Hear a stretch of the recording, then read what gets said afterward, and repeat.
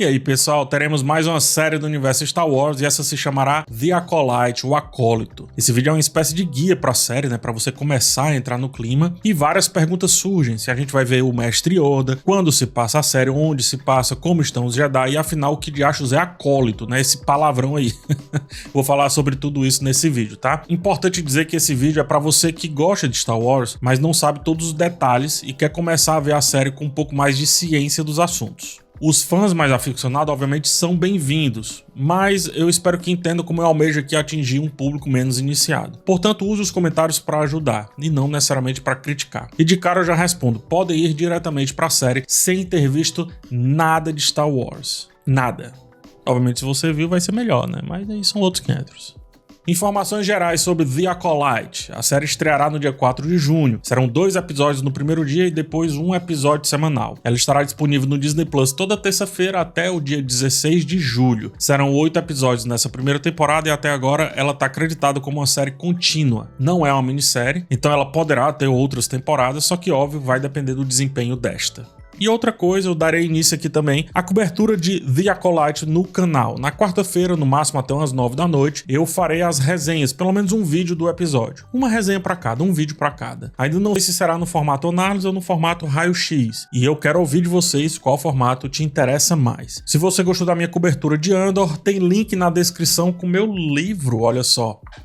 Livro bonito, ó, tem o manual aqui do Nemec, enfim, um livro que eu tenho muito prazer, só a introdução dele eu já acho maravilhosa, tá? Então, se você gostou, tem link na descrição com ele. Dá uma olhada. Isto posto, sinopse da série. Padawan se reúne com seu mestre Jedi para investigar uma série de crimes. Porém, as forças que enfrentam são mais sinistras do que imaginavam. Teremos aqui a velha disputa de bem contra o mal que a gente gosta tanto em Star Wars. Agora vamos lá ponto a ponto, vamos lá responder várias questões. A primeira é essa, né? Que palavrão é esse? Acólito, acolyte, que diabo é isso, pegar? Olha, pra a gente entender o que é acólito, tem duas respostas, dentro e fora do contexto de Star Wars, ou seja, na vida real e em Star Wars. Na vida real, o acólito é um sacerdote da Igreja Católica que recebeu o grau mais elevado das ordens menores e ajuda, né, acompanha o celebrante da missa a conduzir ali os atos litúrgicos. Um acólito é isso. Mas enfim, não é isso que você quer saber, só que faz sentido com a resposta no contexto de Star Wars. Porque nessa mitologia, o tal do acólito é o sujeito que serve a um mestre mais experiente. Só que, obviamente,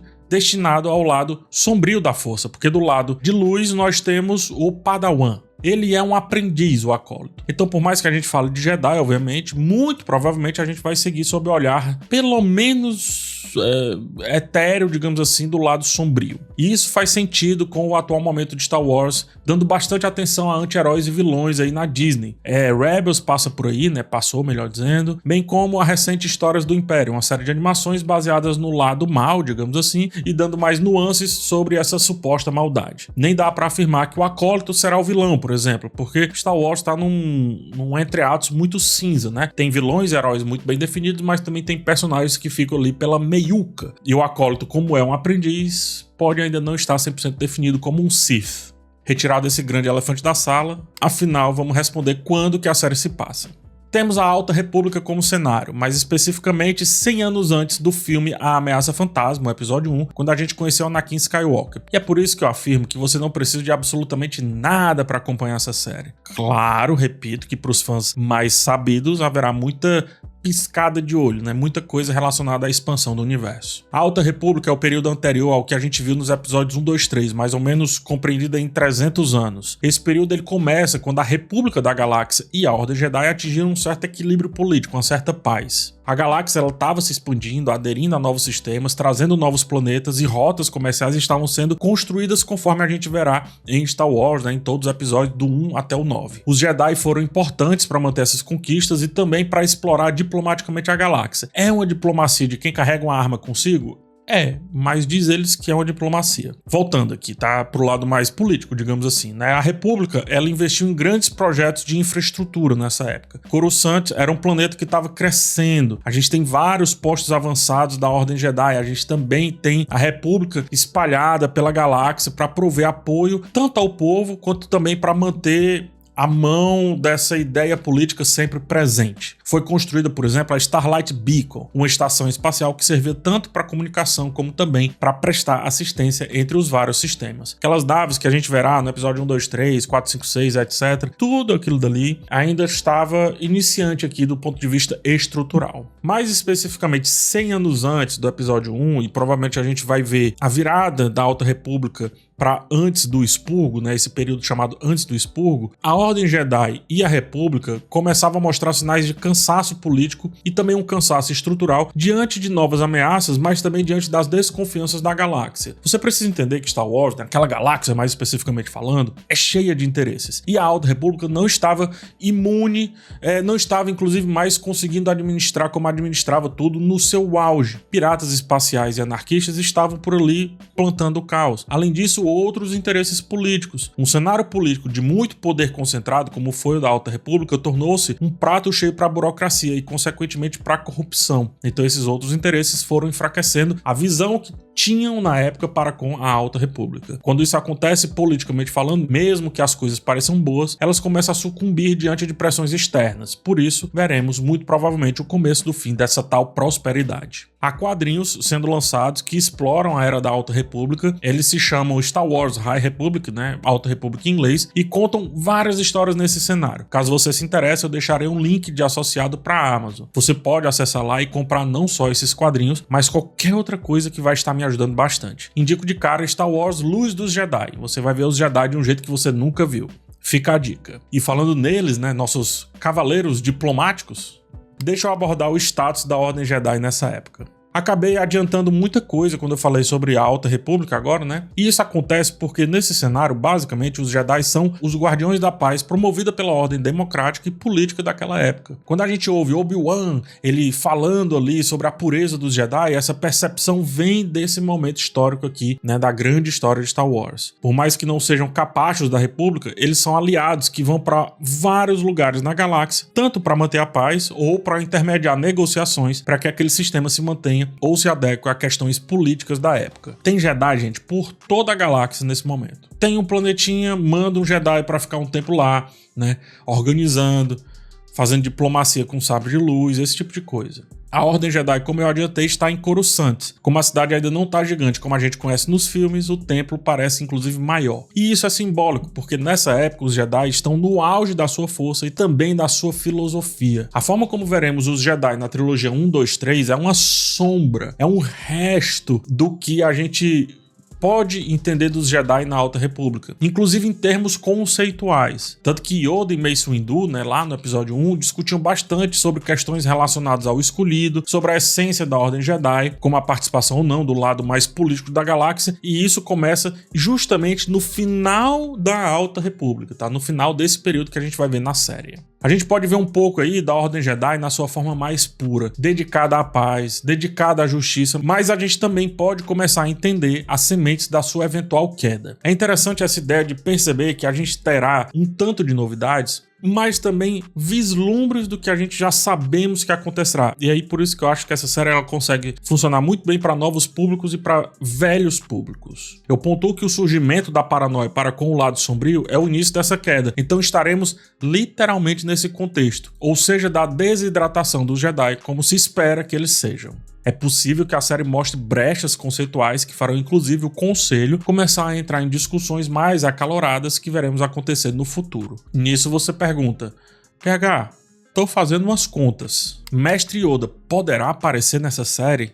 Para quem é bom de conta já percebeu que é óbvio que o Mestre Yoda está vivo. E além disso, ele já é Jedi há um bom tempo. Yoda nessa altura tem mais ou menos 800 anos de idade. Ele é uma figura central e já venerada na Ordem Jedi. Inclusive é um dos membros mais influentes do Conselho e tem um papel muito importante nessas definições filosóficas da Ordem. Ou seja, é muito parecido com o Yoda que a gente conheceu dos filmes 1, 2 e 3. Não faz sentido, portanto, Yoda em um papel muito central aqui nessa história, mas apenas atuando como um conselheiro ou um mentor pontual. Nessa altura, ele dedica o seu tempo aos treinamentos dos jovens Jedi, e se a gente está falando da ascensão dessa Ordem Jedi, estamos falando de muitos Jedi sendo treinados, ou seja, Yoda está bem ocupado compartilhando a sua vasta sabedoria acumulada em 8 séculos. Então é por isso que o Yoda tem um papel um pouco mais administrativo, podemos dizer assim. Como o lado sombrio começará a ser discutido, é muito provável que a gente veja o Yoda nessas discussões, assim como a gente viu na trilogia 1, 2, 3, mas não atuando diretamente. Porém, ele pode atuar, porque 200 anos antes dos eventos de Ameaça Fantasma, lá nos quadrinhos Star Wars The High Republic Adventures, Yoda lidera uma missão para resolver um conflito no sistema Trimante, decorrente inclusive do Grande Desastre. O Grande Desastre, convido vocês a darem uma olhada nisso depois, quem sabe um dia eu faço um vídeo sobre. Ele luta nessa missão junto com o mestre Torban Book, e além de salvar seus aprendizes, eles os orientam sobre manter a calma em meio à adversidade, bem como a empatia e compreensão para resolver disputas políticas, como por exemplo a que estavam tendo para com os anciãos em Trimante. Mas não se faz apenas Star Wars de bons heróis, né? Na verdade, se faz mais de bons vilões, e é sobre eles que vamos falar agora.